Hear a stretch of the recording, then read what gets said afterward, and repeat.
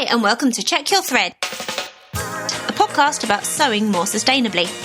My name's Zoe, and I'm obsessed with sewing. I've been blogging about it for over 13 years and am the creator and host of the popular handmade wardrobe challenge, Me Made May. But like many people, I've become increasingly concerned about the climate crisis and the way my lifestyle contributes to it. So in this podcast, I'll be nerding out about making clothes whilst exploring how to minimise the negative impact that it may have. I really hope you'll join me on this journey. Hello! Welcome to the 51st episode of the podcast. How are you doing? So the UK has turned comparatively tropical this week, and like most British people, I'm not handling it very well, and I haven't been sleeping very much this week. And it hasn't helped that I've been super busy trying to pack loads of stuff in before the kids break up from school next week. Anyway, all good though. Have you been doing any making since the last episode? I've been trying to address the issue of my daughter's lack of hot weather clothes. I've been batch making some summer PJs using an old bed sheet that we used to do some tie-dye experiments last year. And I've cut her out a vest top and some new undies as well. But I also lucked out at a charity shop this week and I got her some awesome shorts and a play suit. So I feel like it's not quite such a dire situation. Sustainability-wise, I guess my limited focus has been on my garden this past week. I think I stated towards the beginning of this year that my goal for this year was to grow enough veggies to be able to put my organic fruit and veg box delivery on pause for a while. Sadly, I don't think that that's going to happen. I think it's a combo of the plants just not doing well enough to provide sufficient quantity, plus the snails have ravaged so many seedlings that some of the varieties that I've planted, like my French beans, have just been decimated. But there has been some wins so far. My sweet peas have just started to flower, and I've just eaten the first of my tomatoes, which were delicious. I've managed to grow some passable spring onions on my first attempt, and we've actually had a handful of lovely raspberries, despite my research telling me not to expect any in the first year. And the courgettes have picked up a bit after I internally vowed never to grow them again. I've started clearing the last little section of my garden that is suitable for growing stuff, and I've brought myself some plastic piping from a hardware store, which I'm going to use to make a netted tunnel to plant my brassica seedlings in. I'm massively keeping my fingers crossed because I want my kale, my cavolo nero, and my one lowly cauliflower to work out.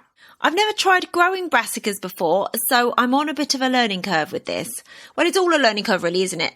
I'm just trying to remind myself that this is still only the second growing season for me in this garden, so I've still got heaps to learn about what works and where. Right, onwards. There hasn't been any new sign-ups to the Check Your Thread Patreon this week, but I'd like to take this opportunity to thank all the current and past patrons for their support to keep this show on the road. Your help literally makes this podcast possible, so thank you so much. Right, let's talk about today's episode. I really think you're going to enjoy hearing from today's guest. I'm speaking with Barley Massey, who is the owner of Fabrications, a wonderful shop, studio and maker space on Broadway Market in East London. Barley is an artist, maker, teacher and activist who uses her space to explore and teach resourcefulness through creativity. Building and supporting community is a massive part of what Barley's involved in as well. Barley's been mentioned on this podcast a couple of times previously by Wendy Ward and Ricardo Guido, who have both collaborated with her before and speak really highly of her. So I feel that our meeting was somewhat inevitable. And because she's based in London and things have become less lockdowny lately, I actually got to meet Barley in her makerspace and have this conversation face to face. However, I must admit that my handheld recorder failed me and somehow created loads of distortion. Fortunately, I made a backup recording using my phone, which is what you'll be hearing today. It's not quite as crisp as most of the remotely recorded conversations that I have, but it's not too bad. Right, I'm not going to get into all the stuff that we talk about. We'll just get stuck in. But if it isn't clear, like Wendy and Ricardo, I found Barley to be an incredibly inspiring human and I feel very lucky to have met her. Okay, enjoy. Hello, Barley. Thank you so much for this. We are in your amazing space. Hello, Zoe. I'm so grateful for your time. So, would you mind introducing yourself and telling us who you are, where we are, and what fills your days? Hello, everyone. I'm Barley, a textile maker that focuses on upcycling and creative reuse. We are currently sat in Fabrications Imaginarium studio, which is below the shop, which is on Broadway Market in East London. So I established Fabrications in 2000. Wow. Congratulations. Amazing. So you are obviously a very creative person yourself. So where did your creative journey begin? I don't really remember where it began. It's something I've been doing, I can say all my life. Yeah. As a child, both my grandmothers were very crafty. Cool. They were of that generation, been through the wars, make, do and mend, very thrifty, very resourceful. They knitted, they crocheted, they tatted, they embroidered. What's tatting? So tatting's a little bit like crochet. It's a form of lace making. Oh. With a little shuttle. Oh, I think I've seen those. It's very fine you have work. it like on a cushion and Often you can see it on the edge. That's more traditional lace making. So you can create borders. Oh, cool. It's a lesser known craft. I'll have to look into that. Yeah, my grandmother did tatting. So did you learn skills from your grandmothers? Yeah. So they got me started, really, I think, on this textile journey. Amazing. Adventure. So what about your parents? Were they crafty, creative? I suppose in different ways. Like my dad actually, interestingly, did all the sort of repair work. Oh, cool. Because he'd been in the army, so you had to learn how to repair your uniform. So he had, like a sewing kit and, would do that sort of work. Yeah. But my mum, not really. It seemed to skip a generation, and I think this is quite common, actually, for this to happen. So true. Yeah. But, creative in other ways, cooking, gardening. Creativity expresses itself in many forms. So true. So let's hear about the story of Fabrications. So you said you started it 20 years ago. Mm-hmm. How did it come to be? Well, at that time, so we're going back now to sort of, I graduated from Goldsmiths in 95. Right. So I trained in textiles there, which was at that time a very creative textile course. It isn't there anymore. Right. So it's sort of studio practice and using textiles as a medium, really. So you could direct the course in any direction. It was very amazing. open. Yeah. So I graduated from there, really sort of trained up to be an artist. And I was like, where am I going to take this actually? Because I hadn't really had any industry training. Right. And I went into the film industry. I got some opportunities, to work there and use textiles and making skills there in costume. Yeah. But all the while, and I've known this from a young age, I always knew I wanted to have my own creative practice or business. I didn't really know how it would look, but I knew that's what I wanted to do. I was really fortunate, that you have that knowing. Yeah, totally. I think I spent my entire 20s not having a clue what I should do. So I was sort of on the hunt for a studio and discovered Broadway Market. I was living up in Clapton, actually, at the time. Right. And found out through the Hidden Art of Hackney, which is an open studios event, and came down for these open studios. They'd opened up a lot of the empty shops. So at that time, Broadway Market had got into disrepair. It was a lot of the shops were boarded up. Yeah. And so I was quite, curious and, what's going on here? Yeah. It felt very magical and special. Also the location between the park and the canal, and a really sort of lovely sense of history and community spirit as well. You could really feel that. Even though it was run down, there's a very strong community spirit. So it's nice. It is such a historical area, isn't it? Like you look down any street and there's really interesting architecture. It's so inspiring. Definitely. The history is so rich, very, very rich. And for the textile industry as well, as we were chatting earlier. And you told me that your nan worked here in this area. I don't know exactly where she worked, but my grandparents on my mum's side were born, they were East Enders, they were born in this area, and my granddad had a black cab that he drove and he had it parked in a garage on Cambridge Heath Road. And my nan, I know that she was a garment worker. I don't think that's what they were called then, but she was making coats for the soldiers during the war, for example. But I wish I could ask more, like where exactly did you live, where exactly did you work? I'd love to be able to piece that together, but Sadly, I can't anymore. But yeah. You know, when I first discovered the area, a lot of the factories were starting to close down at that time. Yeah. So there was a wealth of supplies to be found in skips. It was just, bonkers. Yeah, you know, zips, buckles, fabrics.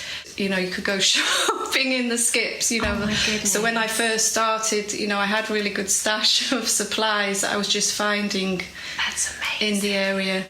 So going back to the the empty shop. So I was looking for a studio, and I found out that they were looking for people to take on these empty shops. Really? And I thought, was that a bit daunting? Like, a whole shop? Yeah, a kind of leap of faith. And there was two of us actually that were going to share the shop space, but our initial idea was looking for a studio, but wouldn't it be fun to have a window onto the world as well? So what was the plan? The plan was like make things to sell or teach at that point? So the teaching didn't come in at that point. It was more to have a space to make and to sell, and also to exhibit, you know, sort of like a kind of gallery studio, open studio idea. Yeah.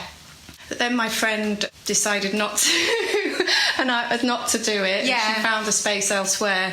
So I decided, no, I'm going to, you know, I'd had this sort of real strong vision that this was the right place for me to set up.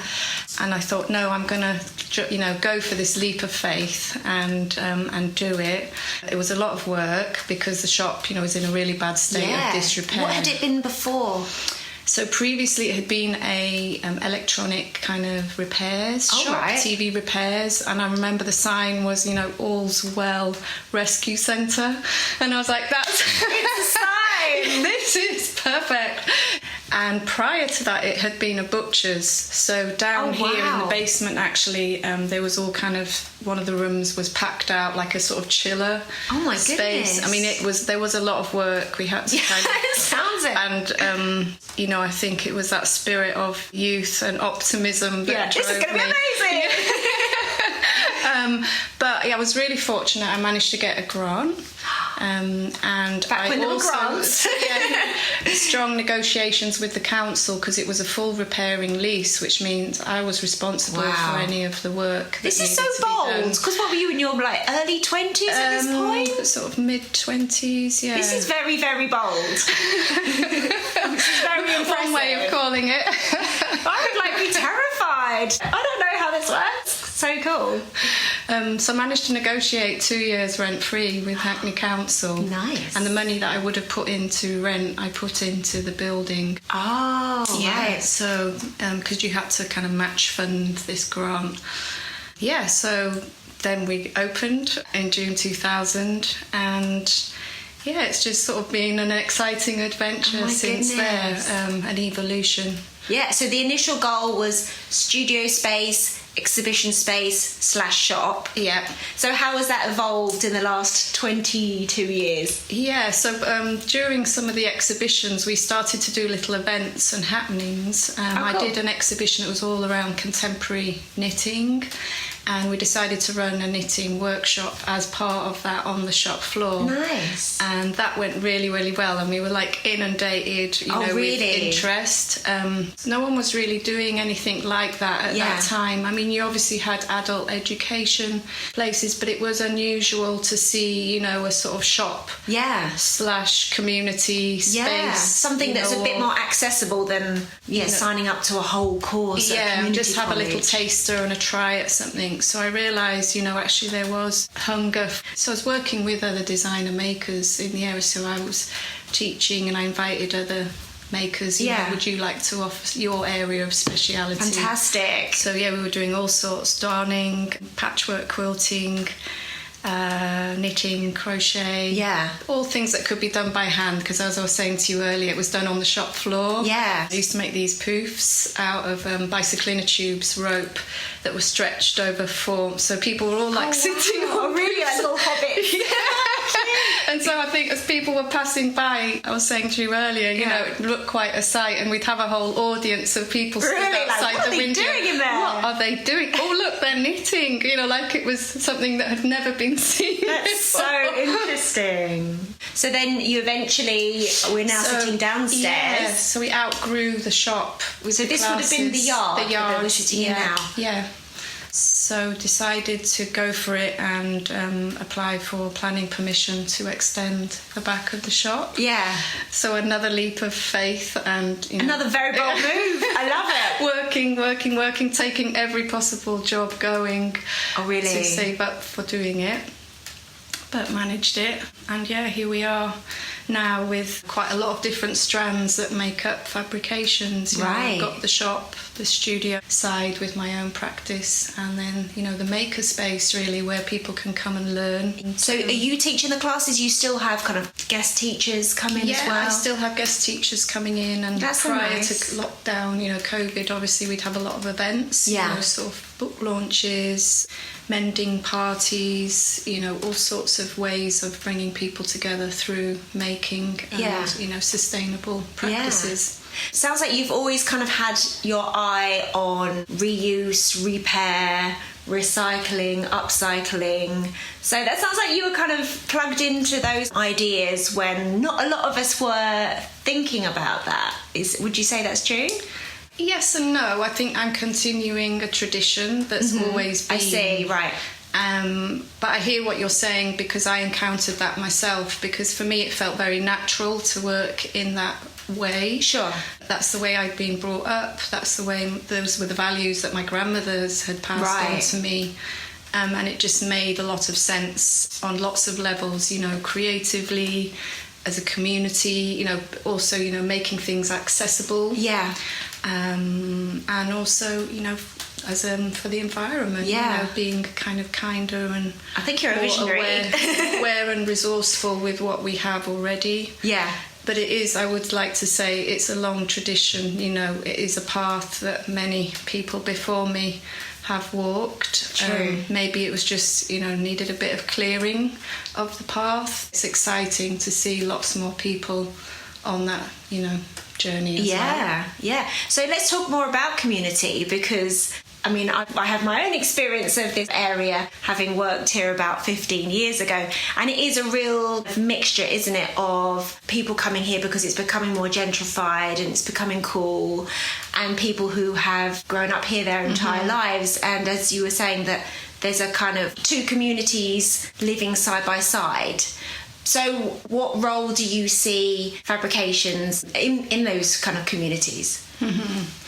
Well, I've always been very community-minded. That's a very important element of creating community around the shop, or that the shop, I joke that actually fabrications is a community centre masquerading as a business. I love that! And you should definitely have a grant then.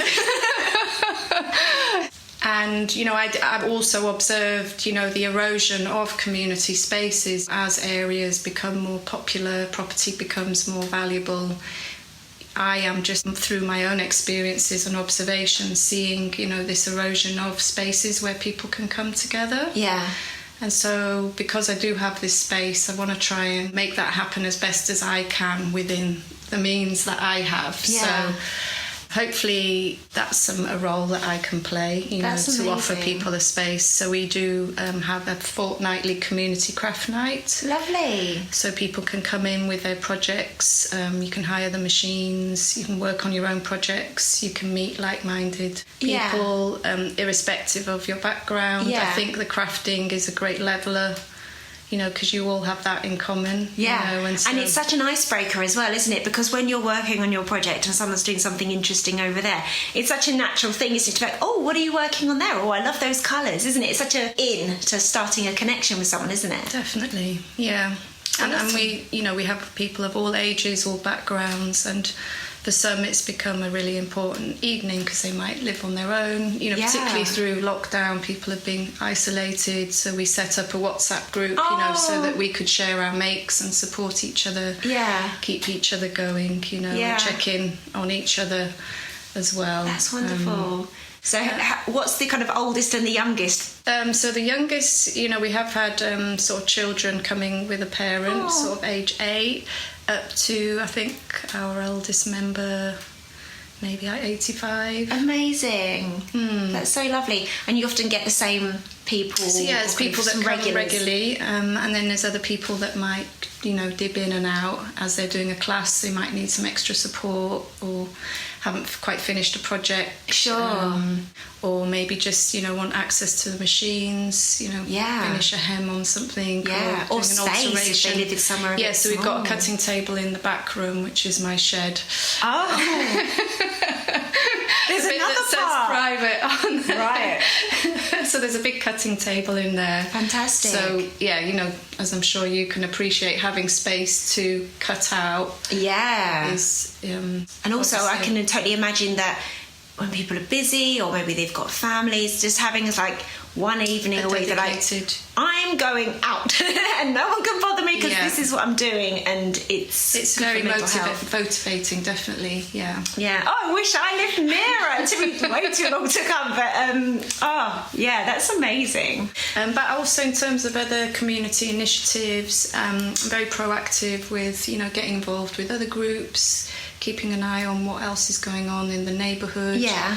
So recently at Christmas time, our group created angels, handmade angels, that we did a pledge. We did a window display, and people could pledge for them, and the money raised was given to a local grassroots charity that I'd been observing called Storehouse. Oh, amazing. That wanted to create Christmas hampers for the hostels, for homeless hostels. Yeah. But they work all year round, volunteers, collecting up food, doing food parcels. Yeah. Wow, you're really plugged into everything going on. That's so cool. What have you got coming up then? I think, what have I got coming up? So this month, actually got a couple of nice events coming up. We've been invited to a Thank You NHS event. Right. And we're going to be doing a sort of crafting space for that. So that means a lot to me to be able to have the opportunity, to say thank you to our amazing NHS staff, and particularly with everything that's been going on the last couple of years, to be able to offer that. Also connected in with the Library of Things. Cool. So have you heard of them? I've heard of, yes. I don't know about the specific one, but I've heard of it as a concept, Yeah, so they've got different spaces popping up all over. It's the Hackney Wick branch that's got in touch with me, because you can borrow equipment, including sewing machines, drills, sound systems, all sorts of things that you might... not if you're constant sewers like us, but there are people that might just have little one-off jobs. You know. So I think it's a really good idea. I love it. I have a friend who was looking into starting up one in Brighton. In the end, she didn't have the time, but I love the idea of it. So they've invited me to do some workshops with them, to get people started on the sewing machine. To show them how to use a sewing machine. And then we're going to do a third one, which is repairing, your clothes, so people can bring along items. Is that going to be here? No, that's going to be actually in Hackney Wick. Oh, right. So a space called the Baths, which is where the Library of Things is located. Right. Oh my goodness, you've got so much going on. So I'm looking forward to that. These are the first events actually where we've been going free range again. Right. So, it's been over 2 years. That's... How do you feel about that? Excited and a bit nervous. Yeah. Because I think we're all readjusting, aren't we, to being in social spaces again. Definitely. So can I talk to you about the shop for a bit? Because the shop looks gorgeous. So what kinds of things do you stock, and what's your criteria for what you stock up there? Yeah, so I always think of the shop as like a mini department store. Yeah. Maybe I'm a little bit deluded. No, I love it. But because there are different areas to the shop, so we've got talk me through the departments. Okay, so you have the upcycling area, obviously, with my own makes and creations, and also I stock other people. So we have a range of tweed mill blankets from Wales. So they respin, reuse waste yarn from their first run blankets for a recycled range. Very cool. So a very closed loop system that they've developed. Amazing.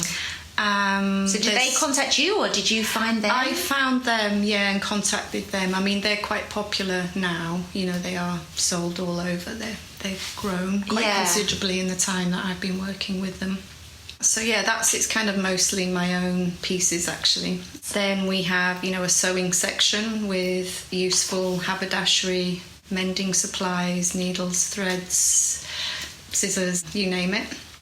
We have a knitting section. Yeah, you've got a big yarn section. Quite I saw large, up there. yeah. So we sell, British local yarns. Oh, really?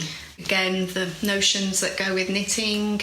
We have books and kits, children's craft kits to encourage the next generation into crafting. And then on the mezzanine area, I'm a brother dealer as well. Right. So we have, all the sewing machines so people can book an appointment and try out if they're thinking of buying. Yeah. And some garments, that have been made, and some haberdashery and patterns, some vintage patterns as well there.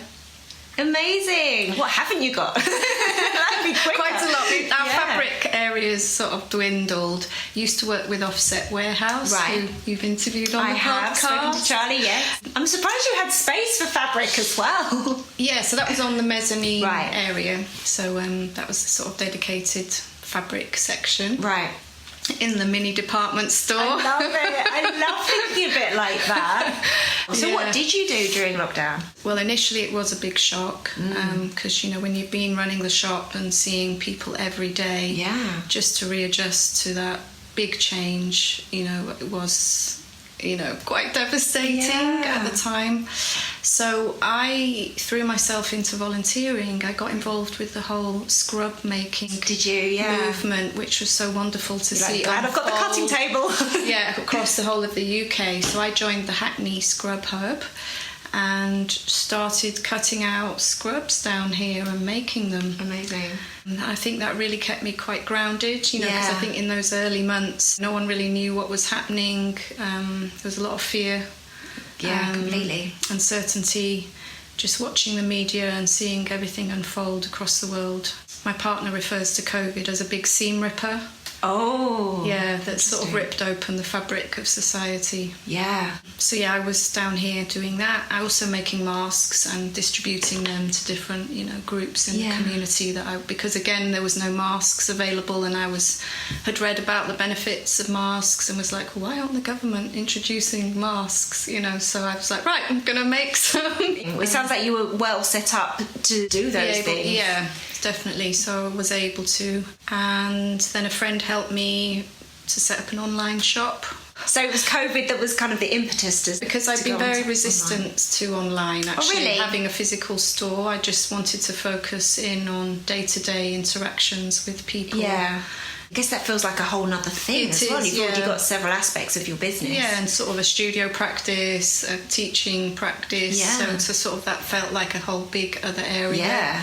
But actually having now done it really was a saving grace during the lockdown. Fantastic. Because then people started to use it and support me and the shop through it. Yeah, and I guess a lot of people needed it as well. They wanted to buy supplies. They wanted to make themselves feel better by doing Definitely. I mean, there's a lot of people taken up crafting anew, and discovered for their own well-being, how positive it is, and just to feel sort of active and keeping your hands busy and the mind still. So in terms of the classes, what classes do you run at the moment? Yeah, so I've got a really wide range of classes. So I mainly teach the sewing ones, so from learning how to use the sewing machine, the very basics, through to learning how to alter your clothes, repair your clothes in hand sewing and machine sewing. Amazing. Through to zero waste projects, so really encouraging that approach to sewing as well. So I'll have a different project. So it was something I started with Ricardo, actually, when he was teaching here. We started this whole series of zero waste sewing Tell me about that. Yeah, so we had a lot of fun. I bet. Ricardo's wonderful, very creative, and a great communicator. He's got such great energy, hasn't he? So we did a sweatshirt class. In your interview, you were talking about the sweatshirt making, because he was really inspired by Zero Waste Daniel. Yes. So encouraging people to sort of piece together and start making their own fabric and then their sweatshirt. I mean, we had to be quite strict in a class situation. You've only got a day to produce a sweatshirt, so you had to think carefully about the timing, or it's just also introducing an idea to people to get people inspired. Because not everyone's thinking along those lines necessarily of how to use up your scraps and offcuts. Creatively. Because I'm obsessed with the idea at the moment of making fabric. Yeah, definitely. We've got enough fabric in the world, haven't we? There's so much in circulation already, and this was so much literally in our sewing spaces as well. Yeah, exactly. So I think it's often confidence, or just looking at things from a new perspective, or thinking, you know, what is possible, and embracing slowing down and being willing to invest more time. Yeah, because I think people get used to, once they've been sewing for a while, they get used to making a t-shirt or a sweatshirt in an afternoon, don't they?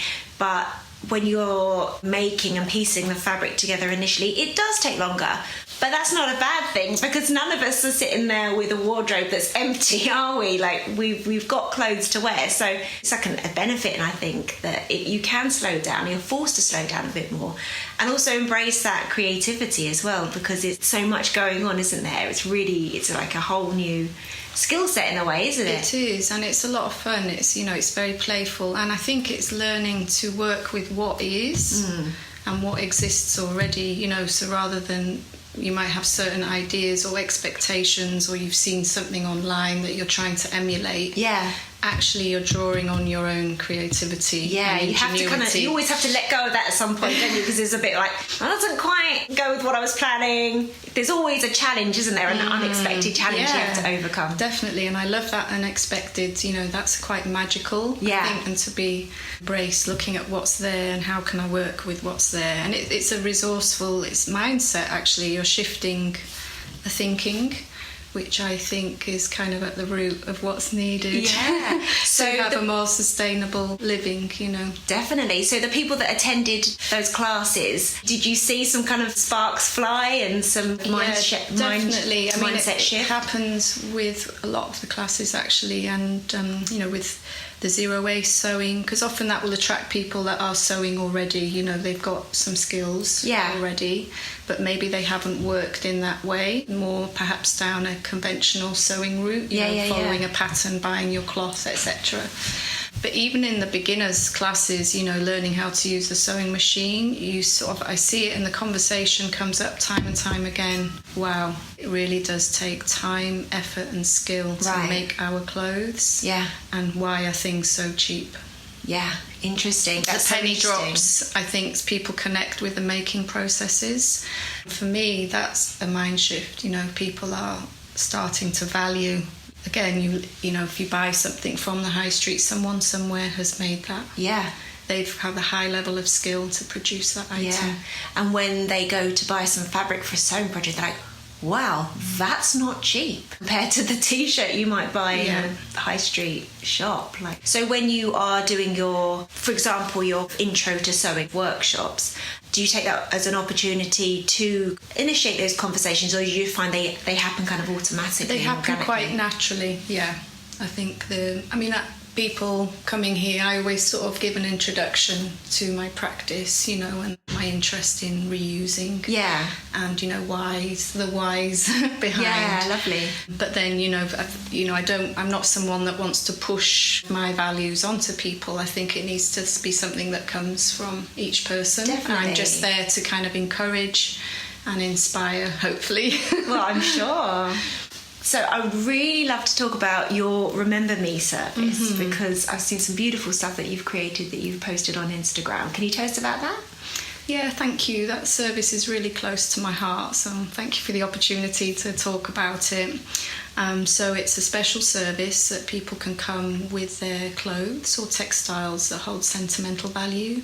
So it might be their children's items or lost loved ones' clothes, or it might even be something special from growing up, a memorabilia item from travels or school days, or I've worked with all kinds of clothing, actually. Yeah, I hadn't thought about that. The things you wore on a certain trip. Things hold a lot of, memories and stories. Yeah. And are often things that people will hold on to, but then don't know what to do with them. Sure. And I think especially where it is a lost loved one's items, obviously, it's very intimate.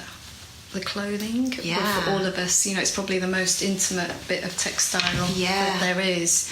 So it really embodies that person and the smell, and again, it's very therapeutic, the service. It can in my experience and observations, has really helped people through a difficult time. You know, it's magical, it's transformative. It's not in any way morbid. It's actually quite joyful and celebratory and can help people through a difficult time. Yeah. I can really imagine that, because you're kind of going from holding onto the object or the garment as it is, and then you're almost allowing, I guess, like a release, because they are passing it to you, they've trusted you with it. You're going to take some scissors to it, and there's a release and a trust with that. There's a lot of trust, you know, and obviously I feel in a very privileged position to be given that trust, and people share, you know, their memories, their emotions, really. Yeah. So I feel, you know, I give a lot of respect to what I'm doing and a lot of presence. Yeah. And I try to listen very carefully to what people are sharing as well. When, you know, we'll always have a consultation, and there's only been one commission that I've not met the person actually, right. And it was her daughter that commissioned me. But then I received the most wonderful letter from her, you know, the effect that the service had on her. Wonderful. And, so you discuss with the client what the outcome will be. Yeah, so what they have in mind. We go through the clothing to see if there are any particular pieces, you know, that especially resonate with them. If there's any sort of symbols or elements they'd like me to incorporate. Things that are kind of, perhaps there are certain pieces that are kind of more important, that maybe want to be in a more prominent position on the item. Yeah. So it's kind of weaving together subtle things as well as the materials. Yeah. You know, and kind of often I will get ideas. So it's a very intuitive process, actually. I get ideas from the person and the way that they are handling the clothes and the things that they share with me about the person. And then the process is where I will have a communication with them, usually on WhatsApp, you know, taking pictures, sort of saying, well, I'm thinking about these ideas and going this way with it. What do you think? Yeah. Am I going in the right direction? Oh, well, that's lovely that they are then, it's not just, there you go, see you in a couple of weeks. No, I want people to be involved and to that. see the process as well. And then, you know, sort of unpicking things. It is a transformative process. Yeah, on many levels. That's beautiful. It is very touching and meaningful service, and I feel very lucky to be able to offer that. So when did that come about? Was that something you're doing? Yeah, so early that on, more recently? Came about I remember distinctly how it came about. It was in 2006. And a lovely lady called Lucy contacted me. She'd seen some of my work in a magazine. I was working with, you know, anonymous clothing at that time. Yeah.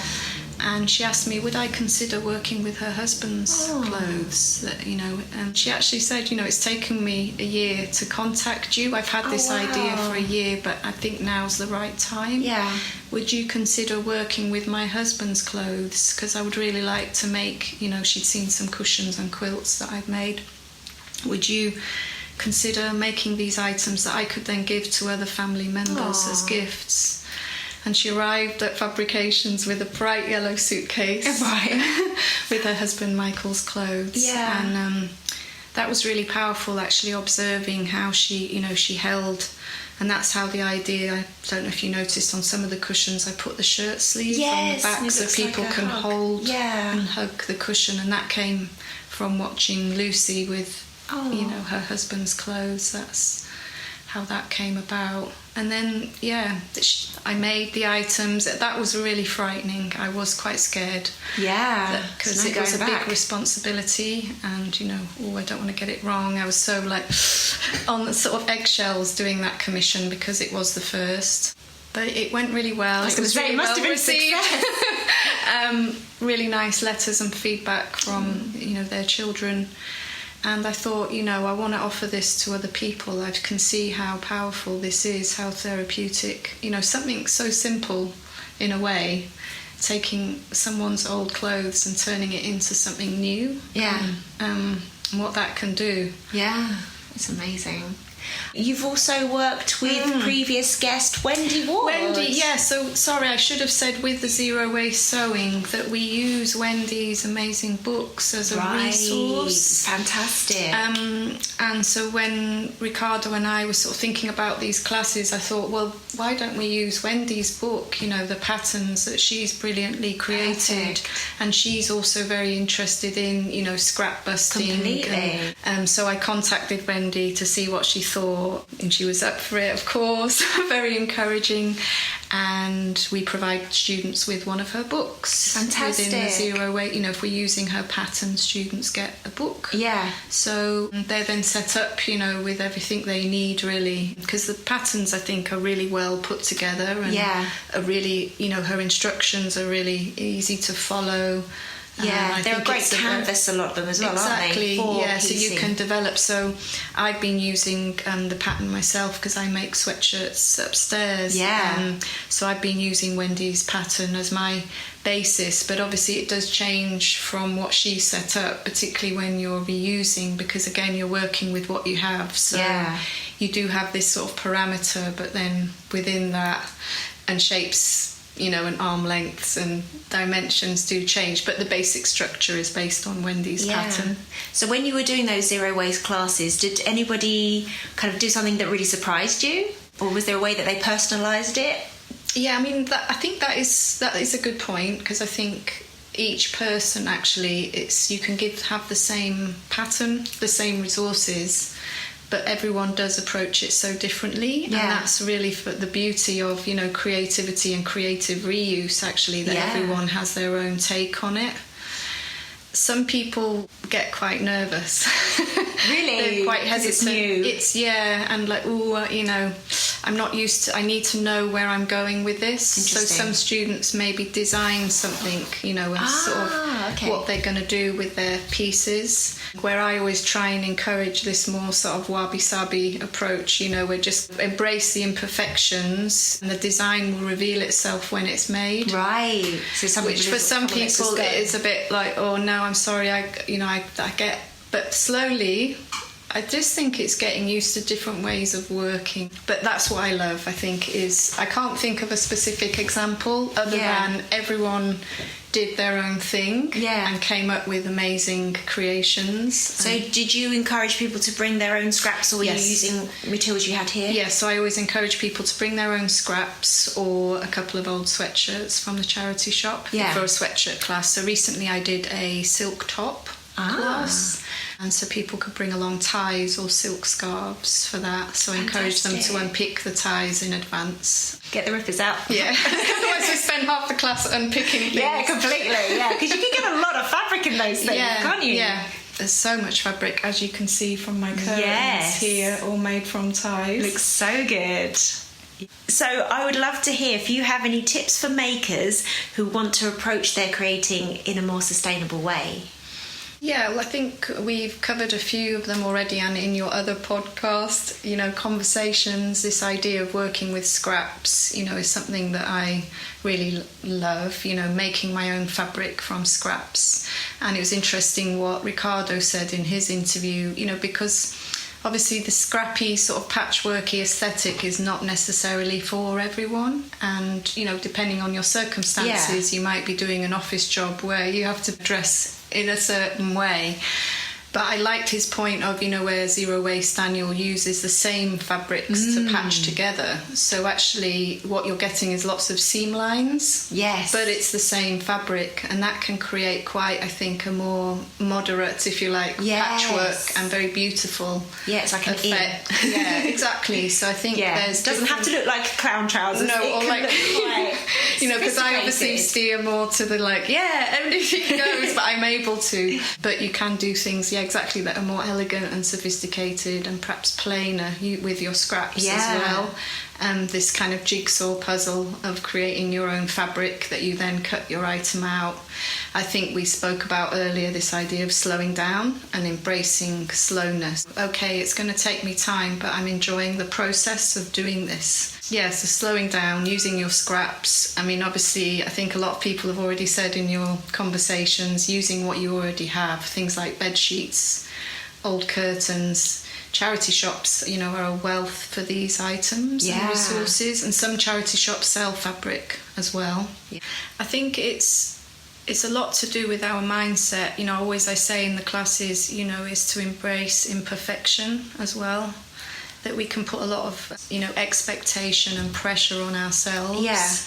And so even if something doesn't turn out maybe quite how you wanted it to, embrace the imperfection of that. Yeah. And actually it's something that can evolve, much like your dungarees that you're wearing today. And this is something that I'm into, is that my wardrobe goes through several incarnations. Right.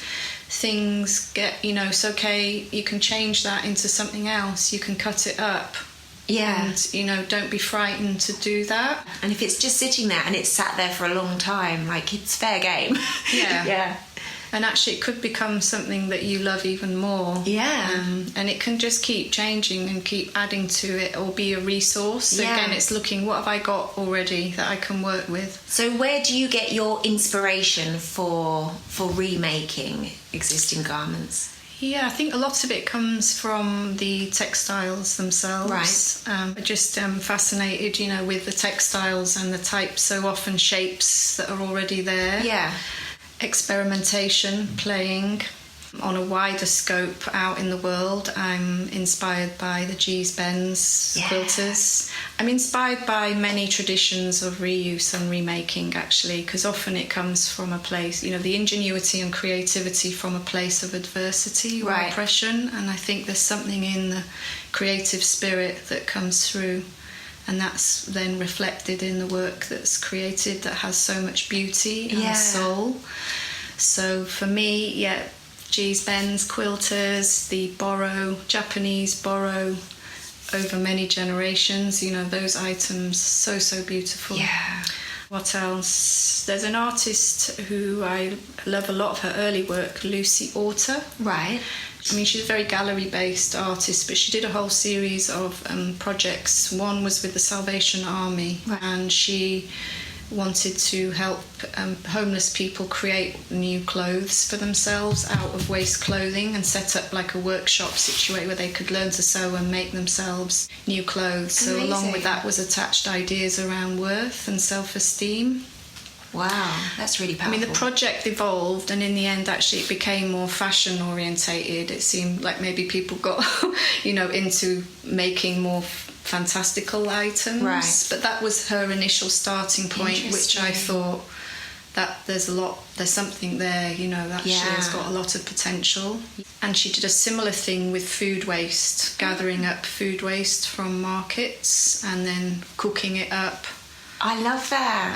But she did it in a very sort of artful way. She'd have these amazing trolleys gathering brightly printed bags, so kind of made the whole thing into almost performance. Right. But not in a performative way, just kind of making it. It's this celebration, or I think of upcycling as adding value. Right. So again, it's sort of raising awareness for waste, but doing it in a really fun, stylish, engaging way.